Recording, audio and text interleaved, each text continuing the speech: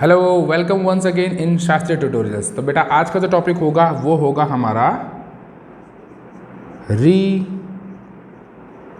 Issue of shares. री issue of shares का मतलब होगा कि हम अपने शेयर्स को दोबारा से इशू करेंगे। वो इसलिए किया जाता है क्योंकि जो हमारे पुराने शेयर्स हैं उनमें से कुछ शेयर होल्डर्स होते हैं जो कॉल्स इन एरियर में आ जाते हैं, यानी डिफ़ॉल्टर्स कहलाते हैं। वो शेयर्स की अमाउंट पे नहीं कर पाते हैं, माइट भी अलॉटमेंट मनी नहीं चुकाई, फर्स्ट कॉल नहीं चुकाया या सेकंड और फाइनल कॉल नहीं चुकाई। तो उनको हम 14 दिन का कम से कम रिमाइंडर देते हैं। उसके बाद भी अगर वो पैसा नहीं चुका पाते तो फाइनली कंपनी क्या करती है, उन शेयर्स को दोबारा से इशू कर देती है। अब जो कंपनी को पूरी अथॉरिटी होती है कि उन शेयर को वो क्या कर सकती है, इशू कर सकती है दोबारा से, यानी कि फोरफिटेड शेयर को री इशू कर सकती है। क्लियर है? यानी साफ कहा गया, company have the authority to reissue the forfeited shares.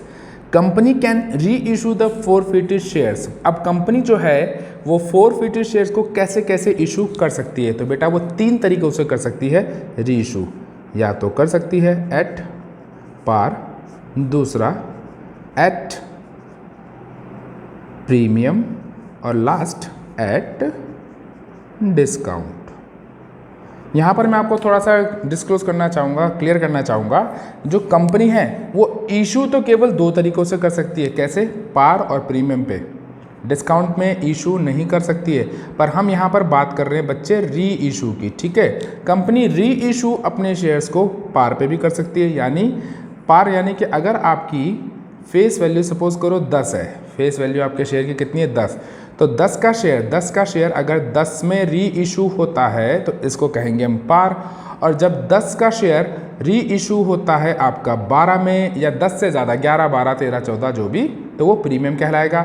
और 10 का शेयर अगर आपका इशू होता 8 में यानी कि 10 से कम पे, तो वो डिस्काउंट कहलाता है। तो कंपनी अपना शेयर डिस्काउंट में भी री इशू कर सकती है, पर उसके पीछे कंडीशन भी है। यानी साफ है, however if the share are reissued at a discount, the amount of the discount cannot be exceed the received on the share forfeited share। यानी कि जितने में आपने शेयर को फोरफीट किया ना बच्चे, उतने शेयर तक तो आप डिस्काउंट दे सकते हो। सपोज करो आपने 1000 रुपये आपने फोर फीचर में आपको मिले, 1000 रुपये आपको फोर फीचर में मिले, तो 1000 रुपये तक का आप डिस्काउंट दे सकते हो, उससे ज़्यादा का नहीं दे सकते, क्योंकि वो आपका डिस्काउंट नहीं हुआ, क्योंकि वो 1000 रुपये आप यहाँ फोरफिटेड शेयर से कवर कर सकते हो। क्लियर है? आई होप आपको क्लियर हो रहा होगा।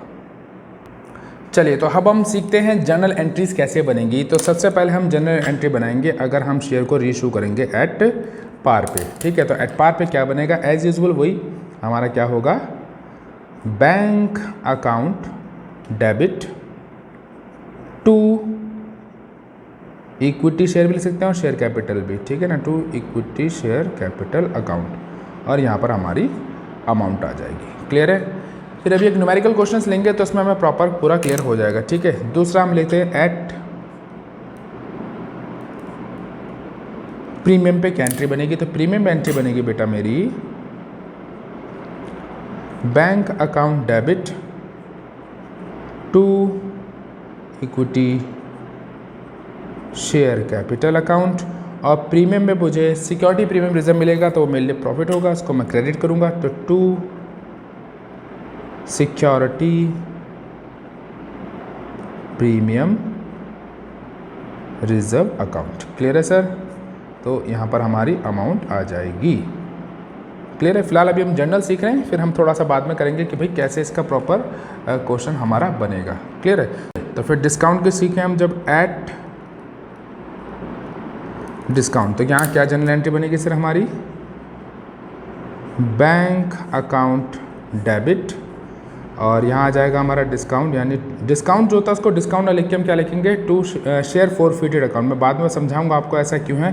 फिलहाल अभी बस केवल जर्नल्स आप सीख लें कैसे लिखी जाती है, मैं पूरा आपको लॉजिक समझाऊंगा। यहाँ पर मैंने डिस्काउंट ना लिख के शेयर फोरफिटेड क्यों लिखा है। ठीक है, जब न्यूमेरिकल क्वेश्चंस करेंगे तो इस डाउट को भी क्लियर कर दूंगा, उसके लिए आपको पूरी वीडियो देखनी पड़ेगी। ठीक है ना, to share capital account. I hope so जब आप पूरी वीडियो देखेंगे तो पूरा समझ में आएगा, आपके मन में कोई भी डाउट नहीं रहेगा। क्लियर है?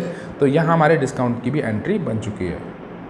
तो ठीक है बेटा, एक न्यूमेरिकल क्वेश्चन लेते हैं। टीएस ग्रेवाल का 2019 एडिशन का क्वेश्चन है ये। पेज नंबर है आपका 8.120 और क्वेश्चन नंबर है आपका 44। ठीक है सर, क्वेश्चन नंबर कौन सा आपका 44 ले रहे हैं। क्या कहता है इसमें, a company issued 10,000 shares of value 10 each, payable 3 on application, 3 on allotment, 4 on the first and final call. 3 3 6 और ये 4 हमारा पूरा 10 हो चुका है।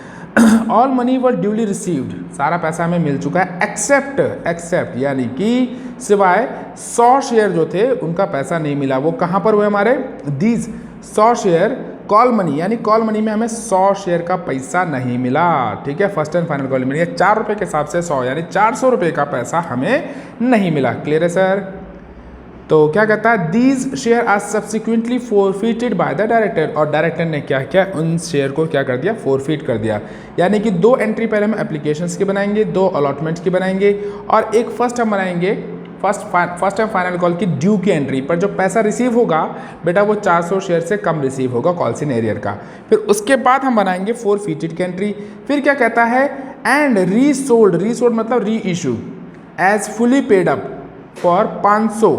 ठीक है ना, तो फुली पेड अप हुआ 500 का। तो हमने यहाँ पर देखना है कि सर कैसे इसकी ट्रांजेक्शन्स होती हैं। ठीक है, क्वेश्चन को नोट कर लीजिए फिर सॉल्व करते हैं। ठीक है, सॉल्व करना शुरू करते हैं। हमारा कितना है sir, 10,000 share at the rate 10 each, और कैसे कैसे कर रखा है सर, एप्लीकेशन में है। तो ठीक है, देखें 10,000 शेयर 10 रुपये के हिसाब से, एप्लीकेशन में 3 रुपये, अलॉटमेंट में 3 रुपये, फर्स्ट और फाइनल कॉल में 4 रुपये, और एक जो हमारे 100 शेयर्स थे उनका अलॉटमेंट फर्स्ट और फाइनल कॉल का पैसा नहीं आया। ठीक है ना, ये हमारे क्या हो जाएंगे सर, ये हो जाएंगे हमारे एरियर्स। और यहाँ पर एक और चीज़ का उन्होंने जो रीइशू किया है, रीइशू के टाइम पे बेटा जो पैसा आया है वो 500 आया है। ठीक है ना, रीइशू के टाइम पे कितना पैसा आया है, 500 रुपये आया है। तो चलिए हम जर्नल एंट्री बनाना शुरू करते हैं। तो पहली जर्नल एंट्री हमारी क्या बनेगी, bank account debit to equity share application account. Clear sir, कितने शेयर्स का सर पैसा, 10,000 शेयर का 3 रुपये के हिसाब से, तो कितना आ जाएगा सर, हाँ यस बिल्कुल ठीक, 30,000 और 30,000। क्लियर है सर। सेकंड एंट्री को देखते हैं हम। सेकंड एंट्री क्या बनेगी हमारी, अब शेयर एप्लीकेशन का पैसा हमने कहाँ ट्रांसफ़र करना है, शेयर कैपिटल में। तो क्या बन जाएगा हमारा entry, equity share application account debit to equity share capital account. पूरा पैसा हमने 30,000 शेयर कैपिटल में ट्रांसफ़र कर दिया। ठीक है, यानी इसकी 2 एंट्री होगी। अब हम अलॉटमेंट की 2 एंट्रियाँ बनाएंगे। क्लियर है सर, चलो जी इसके बनाते हैं। तो इसकी एंट्री क्या बनेगी हमारी, ये होगी हमारी फर्स्ट। आइए सेकेंड एंट्री क्या बनेगी हमारी sir, equity share allotment account debit to equity share capital account. कितना, 3 रुपये के हिसाब से। तो ठीक सर, ये भी हमारा कितना हो जाएगा सर, सेम 30,000 हो जाएगा। क्लियर है सर। अब हमने ये तो क्या था, ड्यू की एंट्री।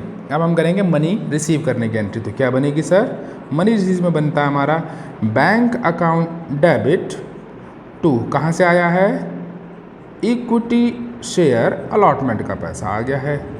तो हमने लिख दिया कितना सर, यस सेम, कितना 30,000 हमको रिसीव हो चुका है। चलिए अब हम बनाएंगे तीसरी entry application first and final call की। तो क्या है, पहले ड्यू की एंट्री बनेगी। तो क्या बनेगी, equity share first and final call account debit to equity share capital account. कितने शेयर बेटा, 10,000 के शेयर 4 रुपये के हिसाब से। तो कितना पैसा आना चाहिए, मेरे पास आना चाहिए एज अ कंपनी 40,000। पर हमको पता है कि भाई जो हमारा यहाँ का पैसा था, कौन सा, ये 100 शेयर का पैसा हमारा फर्स्ट एंड फाइनल कॉल में नहीं आया है। तो चलो जी इसको कर लेते हैं हम 100 शेयर का पैसा, थोड़ा सा फोकस क्लियर कर ले, हाँ बिल्कुल सही हो गया जी, बिल्कुल ठीक हो गया, यस। तो हम इसकी एंट्री बनाएंगे सर क्या, बैंक अकाउंट डेबिट, ठीक है। और कॉल्स इन एरियर हुआ है तो वो हमारा डेबिट होगा, कॉल्स इन एरियर्स। कितने शेयर का पैसा नहीं मिला मुझे, 100 शेयर का 4 रुपये के हिसाब से पैसा नहीं मिला है। तो कितने शेयर हो गए सर, 400 रुपये का नहीं आया। टोटल पैसा कितना आना चाहिए था मेरे पास, 40,000 आना चाहिए था। तो 40 में से 400 गए तो सीधा हो गया मेरा 39,600 रिसीव हुआ है। और ये क्या हो जाएगा मेरा sir, 2 equity share first and final call, ठीक है। और यहाँ पर साफ कहा है कि डायरेक्टर ने देखा कि भाई जब इसका पैसा नहीं आया, जिसका पैसा नहीं आया, किसका पैसा नहीं आया था सर, हाँ यहाँ पर कॉल से का पैसा नहीं आया, उसने ऑब्वियस सी बात है उनको लेटर ऑफ वो भेजा होगा कि भाई इंटीमेशन का 14 डेज़ का जो टाइम पीरियड दिया जाता है, फिर भी पैसा नहीं आया होगा तो उसने उन शेयर को क्या कर दिया, फोरफीट। तो यहाँ पर बेटा हम क्या करेंगे, अब हम करेंगे यहाँ पर 4 फीचर की एंट्री, 4 फीचर की एंट्री करेंगे यहाँ पर, ठीक है। तो 4 फीचर की एंट्री कर लेते हैं हम।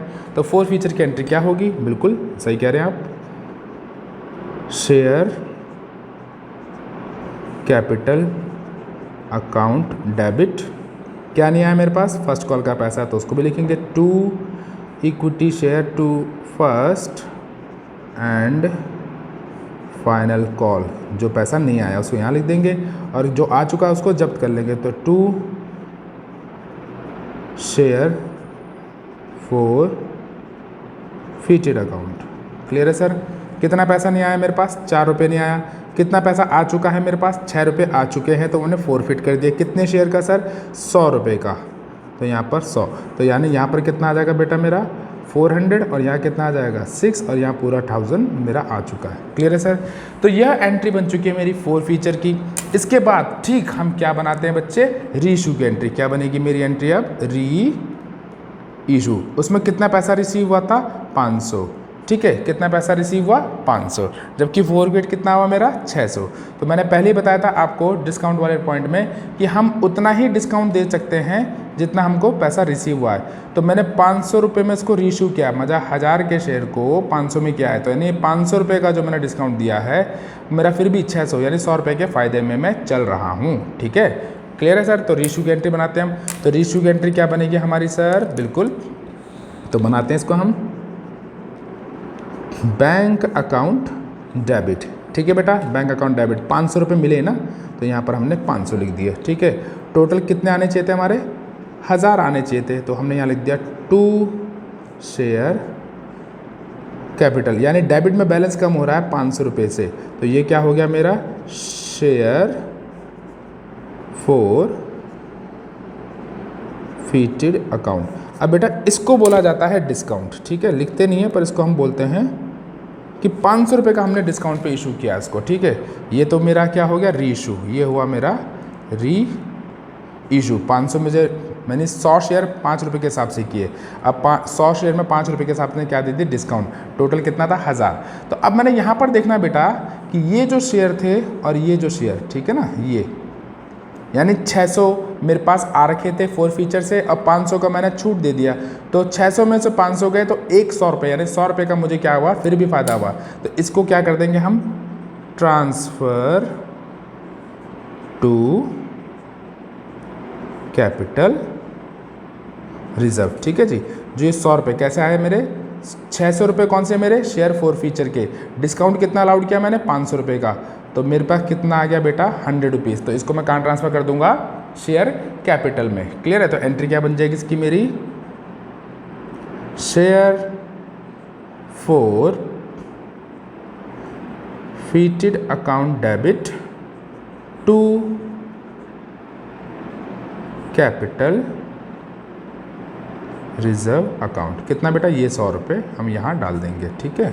तो आई होप आपको यहाँ पर क्वेश्चन पूरा समझ में आया होगा। फिर भी अगर कोई डाउट होगा तो बच्चे मुझे ज़रूर कमेंट बॉक्स में कमेंट करें, मैं ट्राई करूँगा आपका पूरा क्वेश्चन समझाने की अगले एक न्यूमेरिकल क्वेश्चन को लेकर। Till then, thank you, have a good day.